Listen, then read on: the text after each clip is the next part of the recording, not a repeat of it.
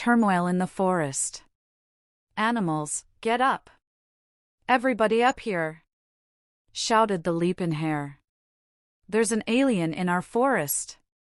I just saw some little orange creature jumping through the trees. It was in the bushes. When did this happen? Growled the master of the forest, Clumsy Bear, menacingly.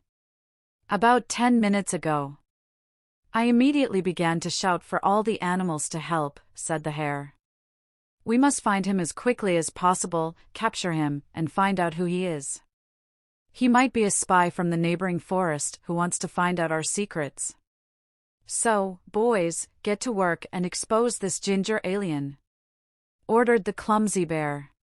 And if he turns out to be dangerous? Asked the squirrel timidly. Let's search in teams so it won't be so scary, suggested the foxy searles.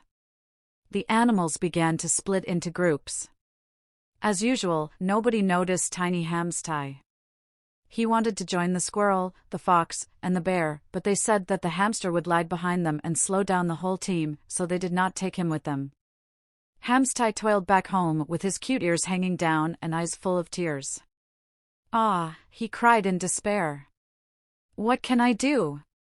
There is no one in the world who really loves me. I will have to leave these woods and start a whole new life somewhere else, Hamster decided. I'll sleep on it for tonight, then pack up my knapsack in the morning and set off searching the world for a friend. Hamster entered the hole with tears streaming down his face. He was so sorry to leave his cozy house, rocking chair, and huge nut storage in a neighboring tree. But there was no other way. After all, he felt like he lived for more than enjoying these gifts. Hamster's soul sought to be loved and understood in companionship.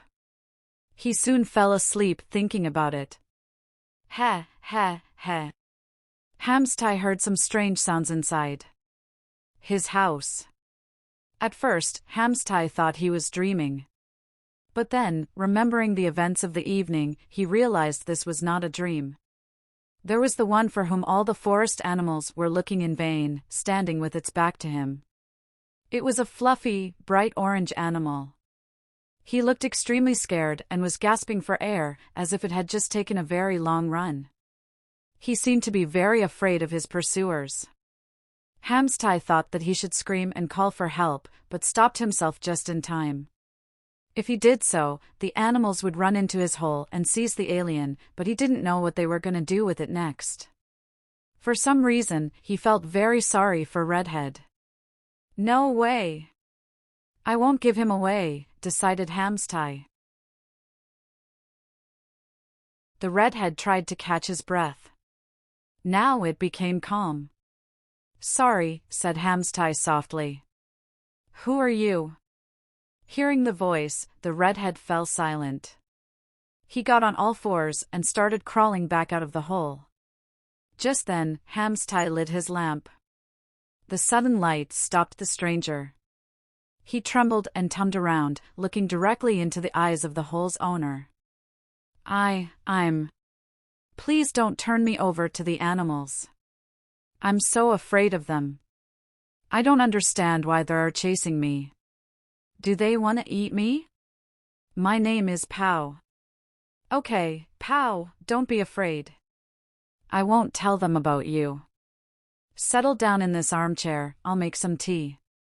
Hamster treated Pow with tea and cookies, and he, in turn, told him his story.